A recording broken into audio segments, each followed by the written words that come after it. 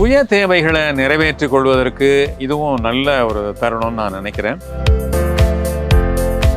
சிறு சிறு விருப்பங்கள் நமக்கு எவ்வளோ இருந்திருக்கலாம், சின்ன சின்ன ஆசைகள் இருந்திருக்கலாம். கடற்கரையில் நடந்து போகணும்னு இருந்திருக்கலாம்.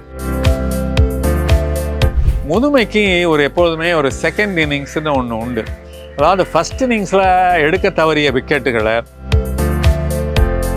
இவ்வளவு காலம் தனியார் நிறுவனத்துக்காக சம்பாரிச்சு கொடுத்துட்டு இருந்தவர் இப்ப தனக்கென சம்பாத்தியத்தை மாத்திக்கின்றார். இப்பதான்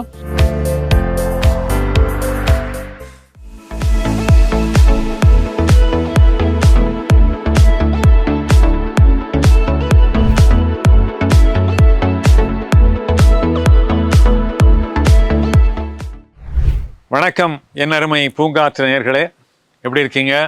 உற்சாகமாக இருக்கீங்களா? நானும் உற்சாகமாக இருக்கிறேன்.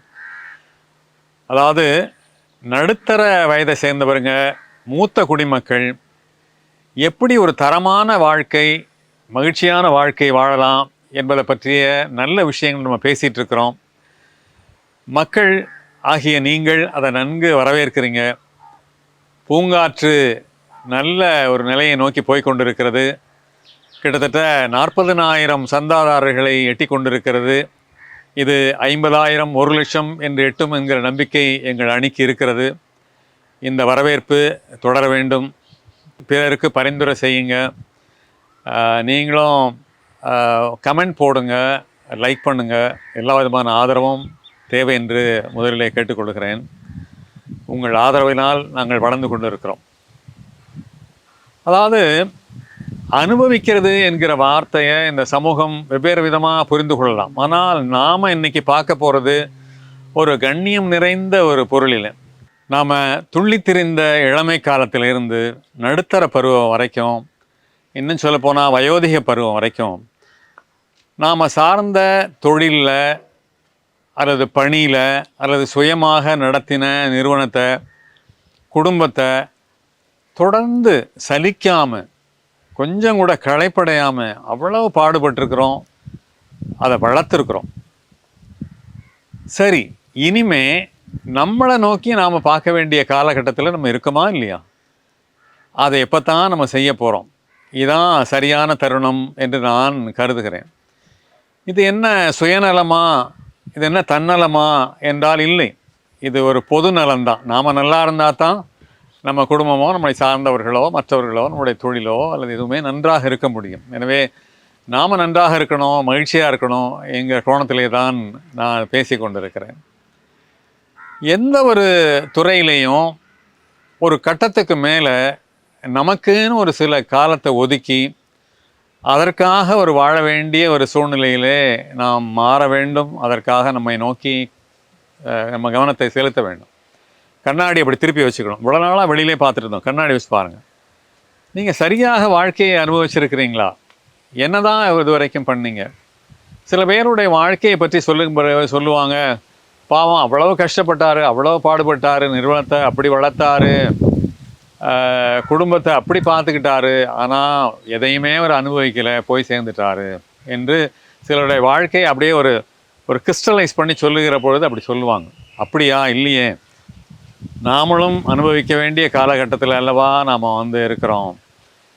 நான் என்னுடைய கல்கண்டு காலம் வரைக்கும் நான் அதை பற்றி மட்டுமே சிந்தனையாக இருந்தேன். வேறு சிந்தனையும் எனக்கு கிடையாது. பத்திரிகையை எப்படி முன்னேற்றலாம், எப்படி உயர்த்தலாம், வாசகர்களை எப்படி ஈர்க்கலாம், எப்படி விற்பனையில் நல்ல இடத்தை கொண்டு வந்து பல பத்திரிகைகளுக்கு மேலே நம்ம முன்னேறலாம் என்கிற சிந்தனையிலே நான் இருந்தேன். வேறு எனக்கு எந்த உலகமும் கிடையாது. ஆனால் என்னுடைய ஓய்வு காலத்துக்கு பிறகு என்னுடைய பார்வைகள் மாறின. என்னுடைய சொந்த பிரசுரமான அல்லது எங்களுடைய சொந்த பிரசுரமான மணிமேகலை பிரசுரத்தை நோக்கி என்னுடைய கவனத்தை நான் திசை திருப்பினேன். அதில் இன்றைக்கு பிரசுரத்தை நானும் என்னுடைய சகோதரர் ரவி தமிழ்வானுமா இணைஞ்சு நல்லா வளர்த்துக்கிட்டு இருக்கோம். இப்போ எங்களுடைய கவனம் இந்த பிரசுரத்தின் மேலே தான் முழுமையாக இருக்குது. அதே நேரத்தில் என்னுடைய சொந்த நலன்களையும் நான் பார்த்துக்கிறேன். என்னுடைய தோழி ஒருவர் அரசாங்க பணியில் பெரிய உயர் பதவியில் இருந்தாங்க. அவங்க நிலத்தடி நீர் இதில் நல்ல பெரிய விஞ்ஞானி.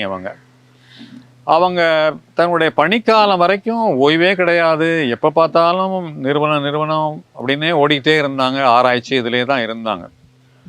இப்போ அண்மையில் அவங்க ஓய்வு பெற்றதுமே என்ன பண்ணாங்க, முதல் வேலையாக எனக்குன்னு சில சொந்த வெறுப்புகள்லாம் இருக்கு இல்லையா, அதை நான் செயல்படுத்த போகிறேன்ற மாதிரி என்ன சொல்லிட்டாங்க, புத்தகம் எழுதணும், இந்த சமூகத்துக்கு பயன்படும்படியாக ஏதாவது நான் செய்யணும் அப்படின்னு முடிவெடுத்தாங்க.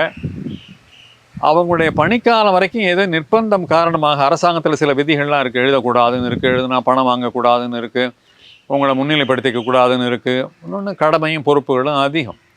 அதனால் அதிலேயே இருந்தாங்க. ஓய்வு பெற்றாங்க பாருங்கள், உடனே ஒரு நூல் எழுதினாங்க.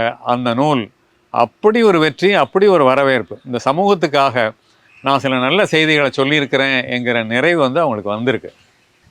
கடமைன்னு ஓடிட்டே இருந்தால் சுய விருப்பங்களையும் நம்முடைய தேவைகளையும் எப்போ தான் நிறைவேற்றிக்கிறது இந்த காலகட்டத்தை விட்டுட்டா? அதாவது பெண்டு நிமித்துற நெட்டி முறிக்கிற வேலையிலேயே இருந்துட்டு அந்த தருணங்களை மாற்றி அதுலேருந்து விடுபட்டு நமக்கான தருணங்களை உருவாக்கிக்கணும்னு நான் உங்களை ரொம்ப கேட்டுக்கிறேன்.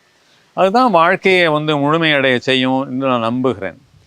அதாவது என்னுடைய வகுப்பு தோழர் ஒருவர், அவர் வந்து என்னோட பள்ளி நாட்களில் ஒன்றா படித்தவர்.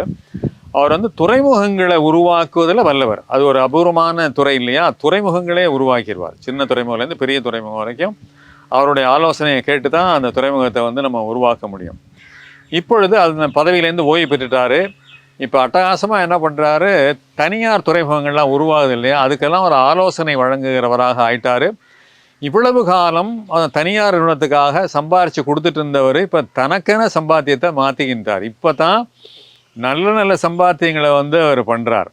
அதாவது பிறருக்காக நம்முடைய உழைப்பை வந்து நல்கிய காலம் போதும்.